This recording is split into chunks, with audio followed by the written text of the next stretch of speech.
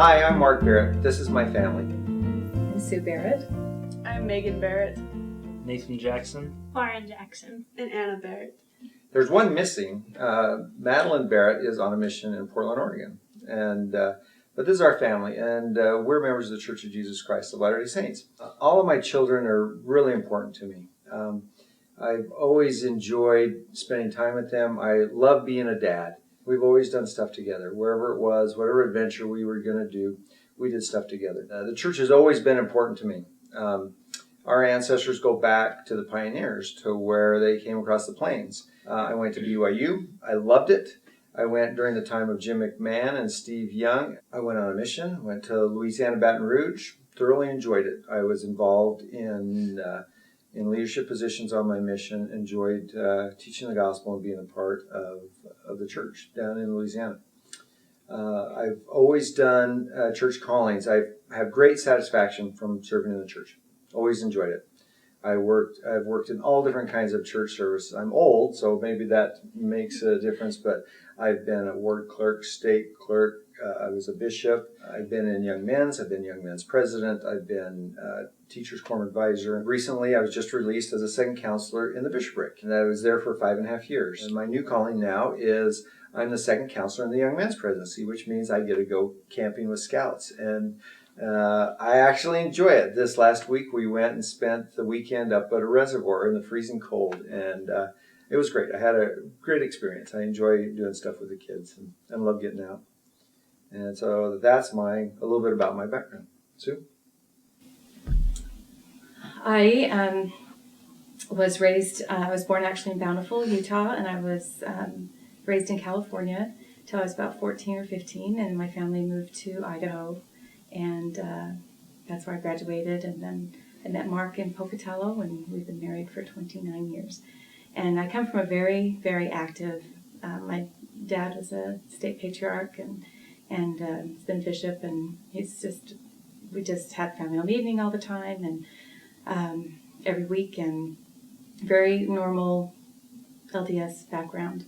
And I loved growing up in the church. I had great experiences playing with my brothers and sisters, and with our family was very important to my parents, and we would play together and sing together and have a really good time together, incorporating gospel principles in our family. And it was great. I have a really strong bond with my brothers and sisters. There are 7 of us with me.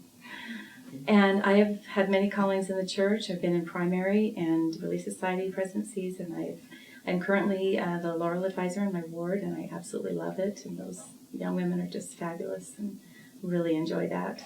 I'm in there with my daughter, and so it's really fun. I grew up in the church, very active, went to primary. I remember my baptism very vividly.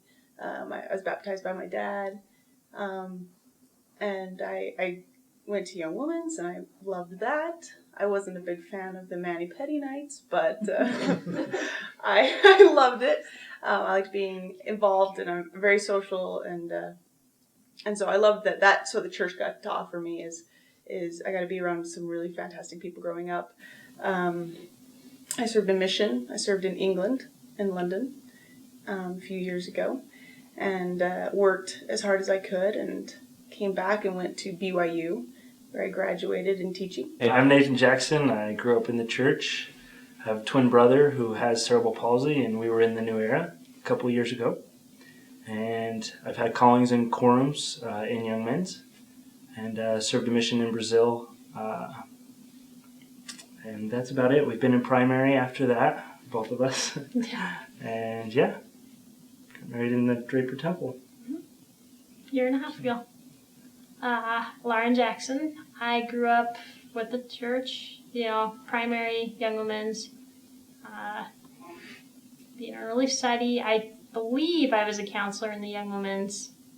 Probably my MAs, I don't remember. And then in college, I was the visiting teaching supervisor. And then when we got married, we got called to teach 5-year-olds in primary. So that was really fun. We just moved into a new ward, and they're going to give us a calling soon. My name is Anna Barrett. I am 17 years old. I was born and raised in the church in South Jordan, Utah. I've had, not really a lot of callings.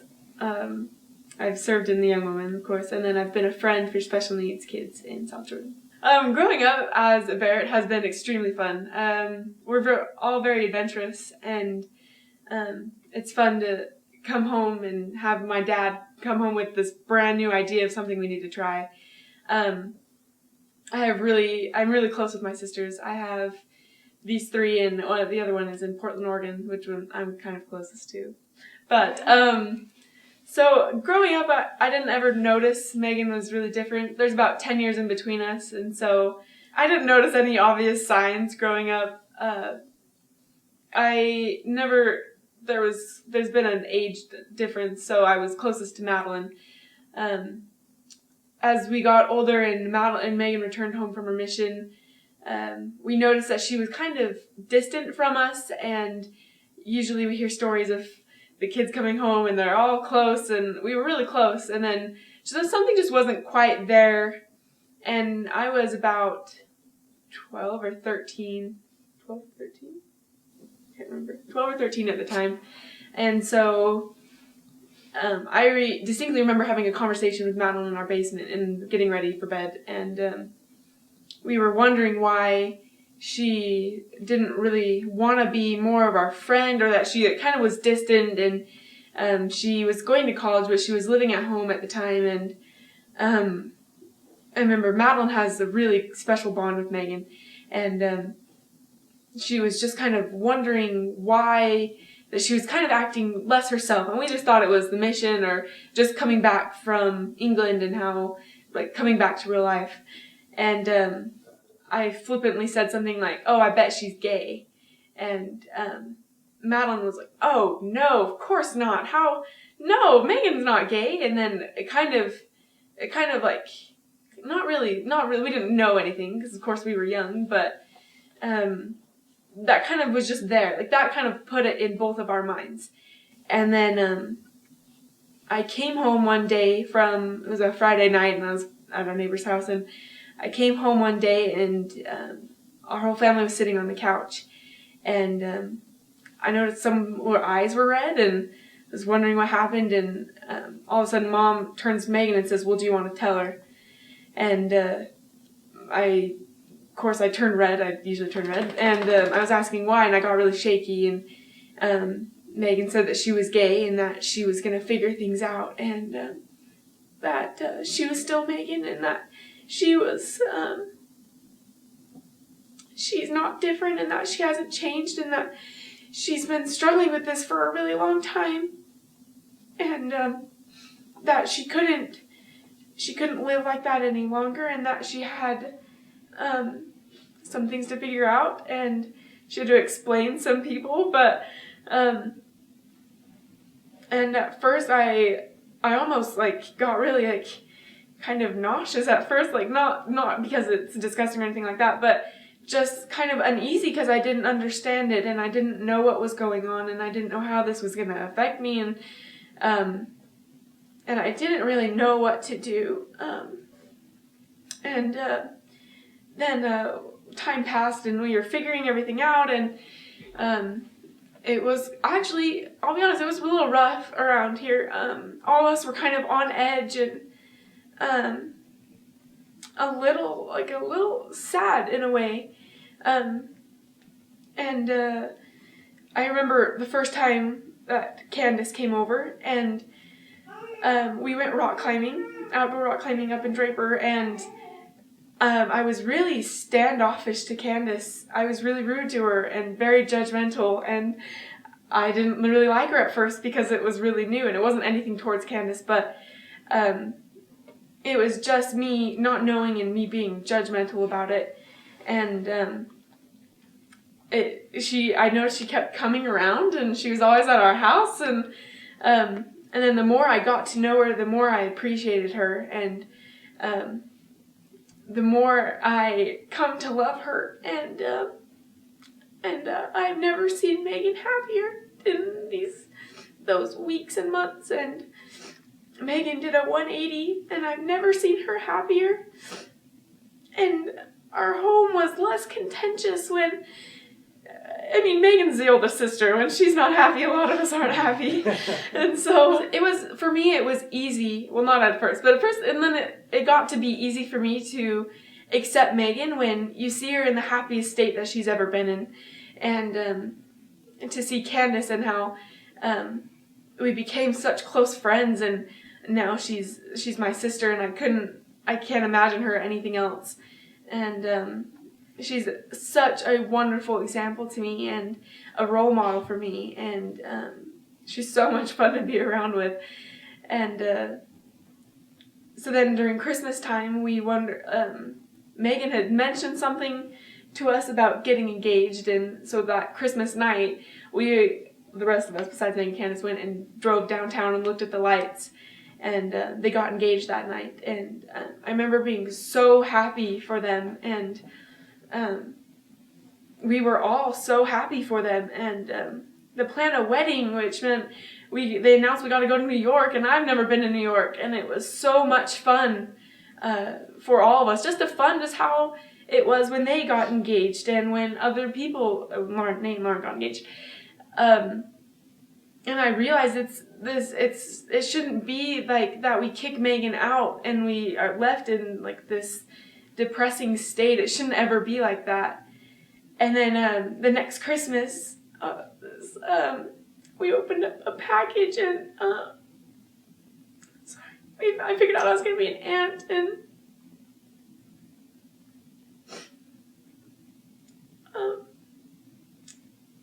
that was one of the greatest moments of my life. I counted down weeks for Candace's pregnancy, and every time she came over, we'd pull up the app and see where she is in her pregnancy and be so excited. And the first time I felt Quinn kick, and when I heard her heartbeat and figuring out her gender and hearing the name and all this stuff was so overwhelming and so fun and exciting. And when Quinn was born, it's just so it's you can't describe that joy that you get. I'm the youngest, so we didn't have babies around when I was growing up, and so when I smile at Quinn, she smiles back. There's nothing like that, and I can't imagine my life without Megan or Candace or Quinn. And I hear these stories of how families are unkind to one another, and how they treat each other poorly, or they don't get to see their sibling as much, and it breaks my heart because I can't imagine my life without Megan. And how we love being around one another, and Christmas is so fun because we all get to see each other. And my standpoint with the church has not faltered at all. I still have a very strong testimony, and I've never doubted the church, and it shouldn't be like that. The church teaches love and kindness and happiness and Christ-like love, and families can be together forever. And I don't understand when families don't want to be together, or they want to be together except for one sibling. That doesn't make sense to me. But I'm thankful for Megan and Candace in my life, and it's been more of a blessing than a burden. Just because they've taught me how to look at others with how Christ would see them, and how I shouldn't just see the outward appearance, and how Christ would see them, and how our Heavenly Father looks at them. And it's just given me a love for others. Growing up, I always wanted to be just like Megan. She played soccer, so I played soccer. She played junior jazz, so I played junior jazz. She wore boy clothes, so I wore boy clothes. And I didn't realize it. I mean, we grew up playing soccer in high school, and she played in college, and I decided to be an engineer. So you can't play college, or you can't play soccer when you are an engineer full time. So then I was a freshman when Megan went on her mission, and I was working on Lake Powell for the summer. And I would write her every single week. and we grew very strong. I told her all my experiences at Lake Powell. She told me all her experiences in London, how she was going to marry a boy and how she was going to have 5 kids. And it was great bond. And I loved that because in Lake Powell, there weren't very many LDS people. And the choices that the people that I worked with were making weren't what I would agree with. And so it was nice to kind of get a letter every once in a while to bring me back to why I'm a member of the church. Megan actually came out to me a year before everybody else. I was going to school at the time in Logan, and she wanted to talk to me a weekend before, or I think it was a Sunday night before I was going to go back up to Logan. And we took a drive, and we went to the church just a couple blocks away, and we parked there. And I was nervous because I had no idea what she was going to tell me. And she doesn't get very emotional very often, and she started to almost cry, and she told me that she was engaged. And I was like, really? And I didn't know what to think because I didn't even know she was dating anybody. The only thing I knew she was doing was communicating with what was her ex-girlfriend, who none of us knew about. At first I was shocked, and it was a long drive to Logan. It's only about an hour and a half, but it was the longest time, and I didn't have anybody to really talk to up there. I couldn't tell anybody, and so it was really hard because I was confused. And then once, a couple months later, I started to think about it, and it started to make sense. And I realized that she didn't just choose to be gay, And I realized she went on a mission to try and what they say, pray the gay away. And I knew that wasn't the life for her. And I was sad for a while. And then she started dating Candace, and she, like Anna said, she did a complete 180. And she was happy, and we didn't fight. And it was really good to see that side of her. And I wouldn't imagine her any different now. It's always Megan and Candace, and now it's Megan, Candace, and Quinn. And that's how it'll always be, and I'll always stick up for her. And it kind of blows me away to see other members of the church. And I've heard, I have one friend that's really struggling. His family, half of his family knows, and half of them don't. And it's been really hard for him, and I am glad that we have worked through this. And now it's nothing different than mine and Nate's marriage. Well, it's a little different, but... Going through this experience, I've only been here for a little bit. I didn't know Megan growing up, or Lauren, or the family, but I grew up with a twin brother who has CP, and it was hard sometimes because people wouldn't show him love in certain ways because he's different. And so my family learned to love people who are different, no matter what it looked at appearance-wise, no matter who they were or where they came from, because of Brad, because of my brother.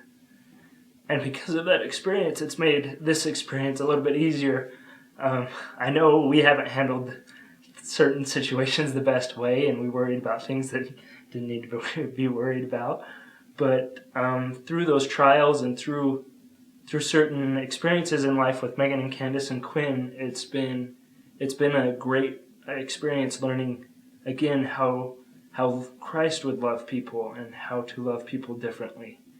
Because I see my brother and how he loves people and how he enjoys life, who has such a strong spirit, so close to the Spirit, and he loves Megan and Candace and Quinn. He wants to see Quinn, the baby, and he loves talking to Megan and loves Candace for who they are, and he's the closest person to Christ that I know. He's just so strong, so strong-willed, and so strong in the Spirit, and he shows them love. And that's a good example to all of us, I think. And And we can all learn to love people who are different, who choose to be different, and that's okay. We can show them love and accept them for who they are, and accept their strengths. They have strengths, and they're better than us in certain ways, and they do a better job with certain things, and that is great to have such a strong, loving family like the Berretts, to know that you're going to have support. No matter what you choose to do, you're going to have support, you're going to be shown love, and you're going to be accepted. They may not agree with what the decision you're making, or it doesn't matter. They will be behind you. They will show you love and accept you into their home. Megan was an awesome child. She is an awesome child. She was a really fun child to have around. She was always really obedient, and she was just would make us laugh all the time, and just willing to do lots of different things. If she tried something, whatever she tried, she was good at immediately, and she was just a thorough joy to raise, as all of our daughters have been. But Megan was the first, so everything she did was new and exciting, and it was just really a lot of fun to raise her. And I think she turned out as well as she did, not because really of anything that we did, because she came like she is now. And I think you need to give yourself a lot of credit. well, anyway, she was just really fun to have around. She didn't really cause us any problems, and she was just fun and good student, and was healthy and strong and a good daughter, and just a lot of fun to have around. So when she had a desire to serve a mission, we were just so excited, because it didn't really surprise me, because she had talked about going on a mission years before. And we were so excited that she was going to go, and she did a study abroad in England. So when she was called back to England, we were just so ecstatic for her. She was just so happy. And so everything went great on her mission. When she returned from her mission, we did know something was different. We thought she should be so much more happier, and she just would be kind of inclusive, and thought, what was going on? She'd headed to BYU and had a good school experience, but what we didn't know was that she was in a lot of misery because she was fighting same gender attraction, which we had no idea. And so finally, my husband and I, we kind of talked about it a little bit, and she did spend a lot of time on the phone with her ex, and now ex, and so we just wondered what she was doing, and she wasn't talking to us, and something was wrong, and something was amiss, and we just didn't know exactly what it was. And we'd kind of thrown back and forth to that maybe she was gay, because she was a tomboy growing up. She didn't really like dolls, and she would use plastic hair dryers as like weapons instead of doing her hair with them, and she was just not a girly girl. And I remember trying to put her in little cute clothes when she was in grade school, and she just would not have anything of it. And I remember in was it 5th grade, she would wear like these baggy clothes, and I said, don't you want to wear something that's a little more cute? And she just didn't want to. And then I remember in high school, when she had more curves, I'm like, don't you want to wear something a little more baggy? But anyway, she was a lot of fun. So she came back from BYU, and Mark and I knew something was up, and so I told her one day, I just said, if there's anything that you need to tell us, then we'll love you whatever it is. And we kind of knew it was coming. And the next day she called from BYU and said, can I come up and have lunch with you and Dad?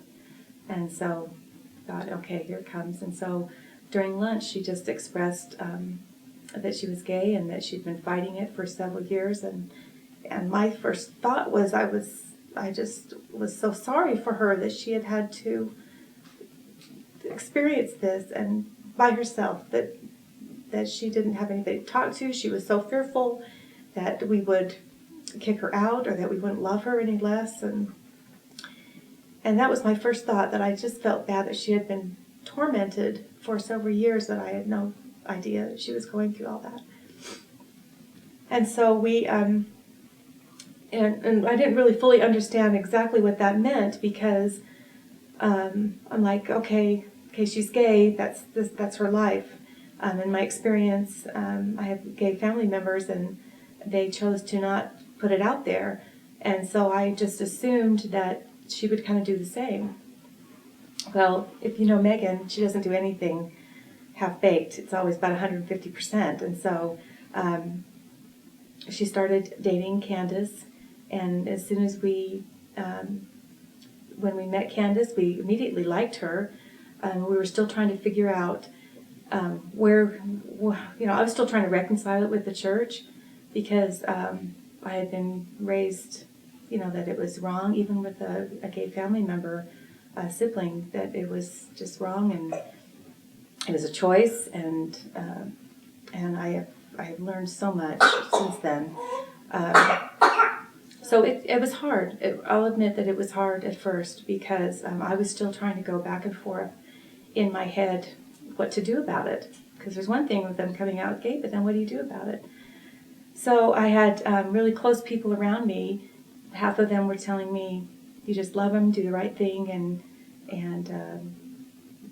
trust and have faith, and it's okay, and it'll work out. And then I had other people close to me saying, it's wrong, we don't want her around my children, especially as she met Candace. Having a couple around their children was very difficult for them. They have younger kids, and they didn't know how to talk to them.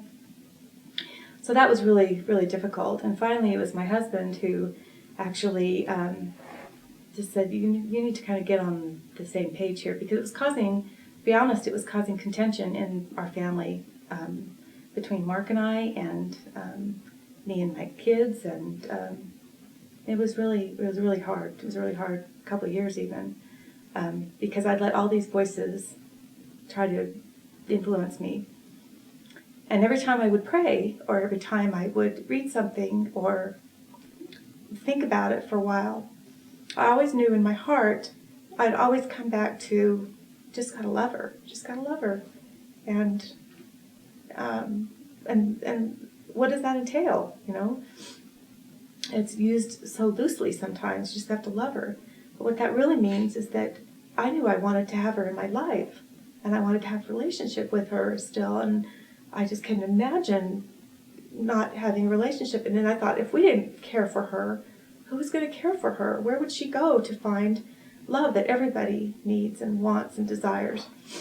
And so I had to figure that out. I believe in God. I believe in Heavenly Father. I believe that He loves us. I believe that He loves her and loves Candace and Quinn every bit as He loves anybody. And I trusted Him, and I completely, almost literally, turned it over to Him and just said, I can't do this. You've got to take care of this.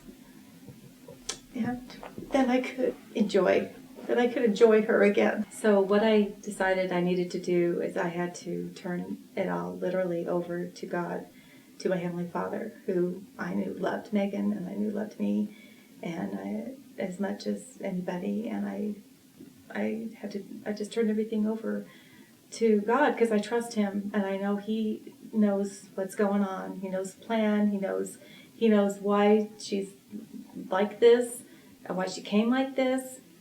And then I could move on with the relationship with Megan, and we could have because we've always had a good relationship, and so that was kind of the point for me. And I'm like, okay, Heavenly Father, you have to take care of this, because I don't know how to.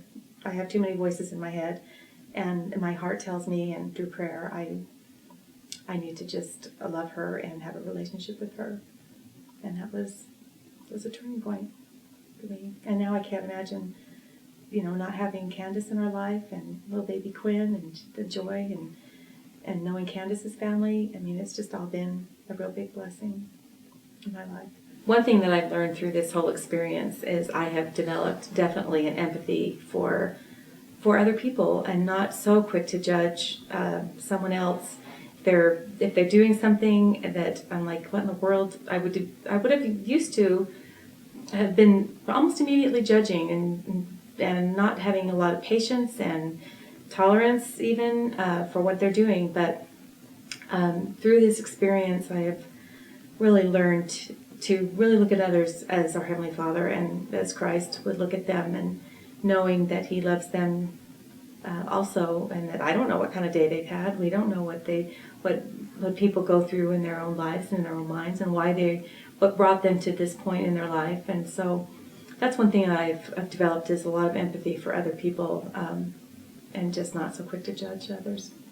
Well, it was interesting. It's been fun to hear a little bit, or just reminisce back on how that whole event came through, because now we've kind of been through all of that kind of adjustment period, and now life is terrific. I mean, and I'm typically a pretty optimistic guy. I'm generally happy most all the time.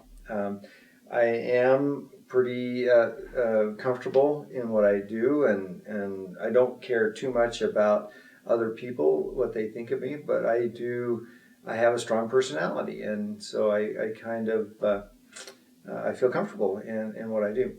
Growing up in Idaho, I can't think of a gay person. I think the first gay person I knew was Sue's brother, who was terrific. And when I got to know Dave, he's just a great guy, and I've had a relationship with him as a friend, not just as my brother-in-law, for all the time. We've been married nearly 30 years, and he's just a great guy. And so I think of that really helped. And then I also think of, I have a lot of friends. I'm an accountant, but I do a lot of work around Polynesia. I used to do work for some people in Tonga, and one of my good friends lives in Hawaii, and it was interesting to me. Actually, I had two good friends. One guy that I worked with, and he is black and married a white girl, and he tried to live in Utah, but it was too hard on him. I mean, people were rude to him. Here's a guy that has a PhD in accounting, spectacular individual, and people thought he was going to steal their stuff. It was so weird to me. And anyway, he was just a really good friend of mine. And so I could kind of see a little bit of the attitudes people had, and I had a little compassion towards him. And then another friend that's a Polynesian friend, he's Tongan, and he married a girl that he married right there at BYU. And this guy is terrific, really bright, and they decided to live in Hawaii because people were kinder to them in Hawaii than they would be in Utah. To me, that was sad, and that was disappointing to me. And but it didn't really even sink home. And I do feel bad when I think back about it, because a lot of times I just try to tell jokes, and I don't even think that it's hurting somebody's feelings. So I would tell insensitive jokes. And when Megan's around, I think back about that. I'm sure that she cringed when she heard that. And when I think back of that, I'm sad that I did that.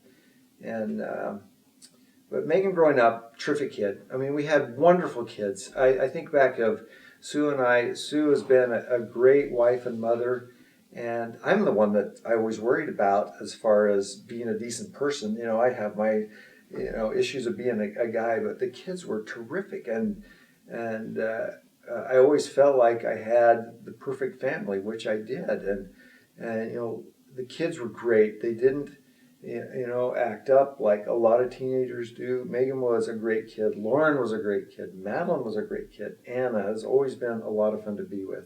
And so when I hear other people and they have teenagers that have struggles, I really feel for them. But that was not my case. I love being around the kids. They were fun and great. I didn't catch on any of the clues that Megan was gay. And when she came back from her mission, I mean, I remember talking to her. I go, who are you dating these days? Oh, I don't know, nobody right now. I go, what happened to this one guy? We didn't like the same music. I'm like, wait a minute. He's good looking. He's a stand-up comic. He's going to be rich, and he's a great guy. And you don't like his music? Wait, no, that's not right. That can't be right. I mean, this was a great guy. And then I remember there's another guy that I thought that she dated just a little bit. I'm like, what was wrong with that guy? I don't know. We just didn't have a connection. I'm like, okay, whatever. And so it didn't even dawn on me that she was gay. And so when she and Megan was pretty good. Megan's smart. I mean, all her kids are smart. And Sue is wise and smart, but all our kids are smart, and they understand social interactions and how to do things. And Megan kind of prepped us that this was an issue in her life that we needed to learn to deal with. And And so she kind of prepped us for us, and prepped us for her coming out and telling us that she was gay. And so when she actually did, it was like, okay, well, you know what? Let's learn to deal with this. Let's figure this out. And it was a little scary, and I was mad when it first happened. And we're like, how can this be? And this can't be. And how's this going to affect us? And it did take a little while to come to the realization that, you know what, this is not that big a deal. There are lots worse problems than this. And so finally, when I kind of got to the point where, this doesn't matter. This is one of my favorite people in the world. And I'm going to be with her. She's going to be a part of my life. And Sue and I would have a little bit of struggle on how we did that. I don't remember even going to an LDS counselor.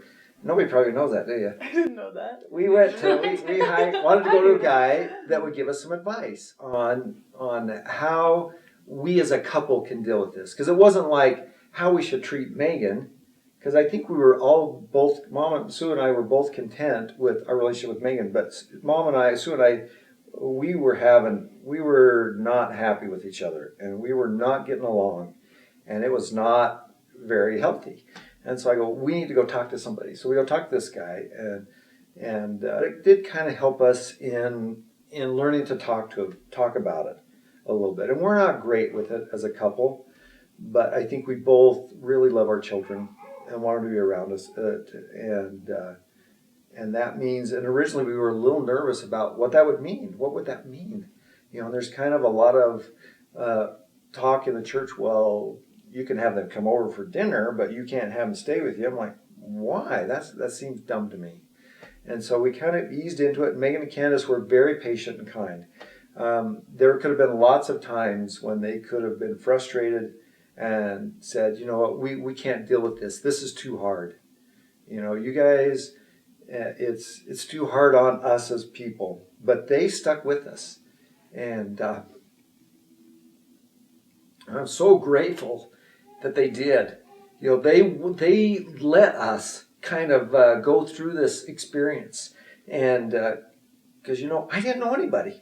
I didn't know anybody intimate, and what that meant, and I had to think through it and talk to people and just live together with them for a long time before it was like, this is no big deal. This is no big deal. But they were patient and kind with us. And I think that's one thing that really helped, because there was lots of times when it could have easily had a sever in our relationship. But because they were kind and understanding with me and how I had to think through this, and the love of my Savior love for my Savior would not allow me to not have a relationship with this person, that it allowed me to think through that and and help understand that. So I can see where a lot of people in the church would have strained relationships, with their kid, if their son or daughter came out and were gay, because it is an adjustment, and there's no denying it, and it is something that takes time to work through. How you're going to do it. What does this mean? And luckily, Megan and Candace were kind and were patient. And even when they were offended, they would come back, and they kept coming back until we kind of just felt fine. So we just love being with them. And so they come over a lot. We welcome them, and we're glad they're here. And they're respectful and kind. But more than that, I think that they just really took their time to let us kind of learn about it too. Because I remember when Megan came out to us and talked to us, Sue and I would talk about it, and I would tell Sue, I don't study this. I've never really thought about this. I mean, I kind of know the basic church policy on it, but article, I don't think I've ever read an article. I remember I was a state clerk when I got out of college, and it was in a singles ward, and we had they always had a bishop's retreat, and this was at a BYU singles ward, and all these bishops were down there, and we had a psychiatrist that would come in and talk, and he kind of talked to him. And one of the topics was that there's going to be, I remember kind of being dumbfounded when this family and child psychiatrist came in and said, Bishops, this fall you're going to have 5 or 6 kids that are gay going to come in and talk to you. I'm like, every semester? What? this can't be right.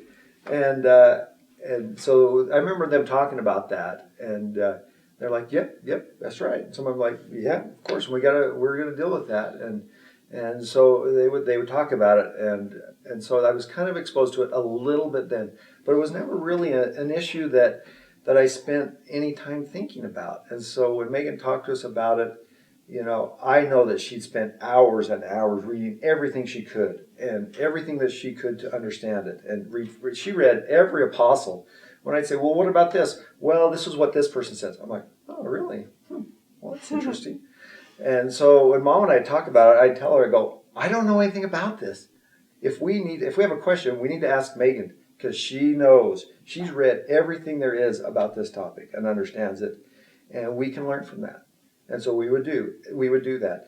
And the one thing that Sue is really good, I am not very good at, but she is really good at, if something bothers her, she wants to ask, and she gets over the fear and will just say, Megan, this is what I'm feeling. What do you think about this? And her and Sue, with all the kids, she could tell them things. And if something bothered her, Sue did not want to let it sit. She would bring it up and talk about it. And that really helped our relationship as a couple and as a family too, because we did get a chance to talk about it and think about it, and we learned what is right and what we should do, and through that we kind of came to a greater love and appreciation that we couldn't have had before. Some of I've met a lot of Megan and Candace's friends because I'll go to their activities. I like going to my kids' soccer or whatever activities there are. And so I'll meet some of them, or even like if there's something wrong with the house, I'll go over and try to help fix things. I'm not very handy, but I'll try to fix things. And I'll meet just their friends. And these are just terrific people that I meet. I mean, they're all so kind and gracious to me. And it's just a good example to me as a disciple of Christ.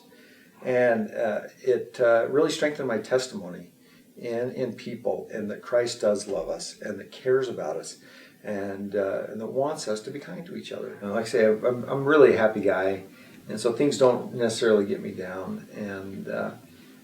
But I really am grateful that Megan and Candace were patient and kind with us. And that would be some advice I'd give anybody, is to hello dog, our dog love.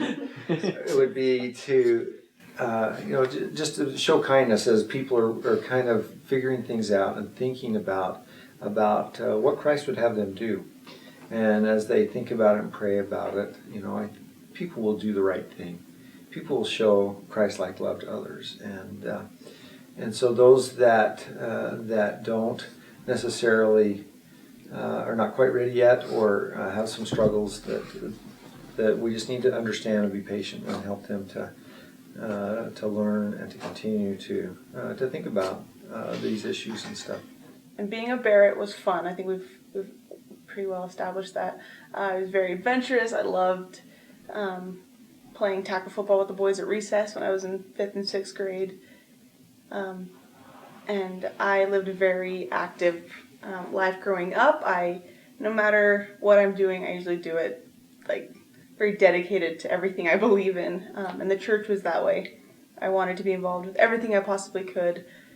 I attended every camp I could make, every young woman's I could make, and I had a really good childhood. And I remember, in fact, I remember in 7th grade, there were some of the older soccer players that I admired. And I remember as a 7th grader walking down the hall, in my head going, you're not gay, you just admire them. And being absolutely terrified that I would even think that I was gay. And that terror followed me all through middle school and then into high school. And I feel like I did a very good job veiling it. And I had a boyfriend in high school, and I thought, I'm doing really, really well. I've got this cute boyfriend. My life looks great, and life continued to go on. I served a mission. When I was on my mission, I read an article by Elder Holland, and Elder Holland was interviewing a young man, and the young man was crying and said to Elder Holland, I'm not sure I'm not sure exactly what it was. He said, I'm not sure I can be an active member of the church. I can be what's the word? I can be That's member in good standing. okay. He said, I'm not sure I could be a member in good standing with the church. And Elder Holland asked, why? And he said, because I'm gay. And Elder Holland said, have you acted on it? And he said, no. And he said, then you can be an active member, and you can be a very good member of this church, and we need you.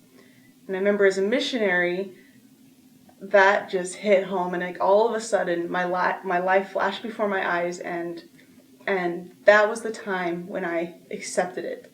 And it was liberating, and it was terrifying. And I cried my eyes out, and I couldn't tell my companions, and I couldn't talk to anyone about it. And I knew that that's what it was that I've always been struggling with, and I've just been hiding it and fearing it. And so admitting it to myself was a huge milestone in the progress of my life. I came home from my mission, went back to BYU. And that's when I was very conflicted with trying to live this Mormon lifestyle and yet having these, and knowing that I was gay, and knowing that these two don't fit, and going to church and hearing all the arguments the church had to make about being actively gay, and thinking, no, I'm going to do it. I'm going to be a gay Mormon. I'm going to be silent about it. I'm going to always be active. I'm going to always be a good LDS member of the church. But like everything in my life, when I believed something to be right, I had to follow my heart, and that was a really, really difficult choice to choose between the church and to go and pursue a different lifestyle. That was really, really hard. I had been fasting and praying about it for years. And I finally changed the way I prayed. Instead of asking Heavenly Father to take it away, I asked him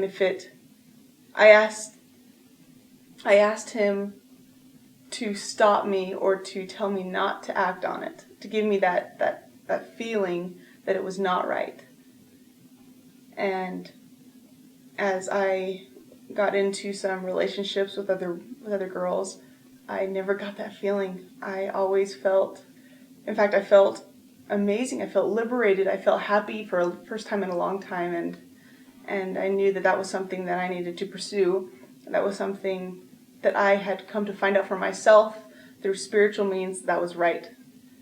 And it just made it all the more natural and the more exciting experience when I finally met Candace, and immediately fell in love, and immediately felt that connection, and wanted a family with her, and wanted my life to be with her.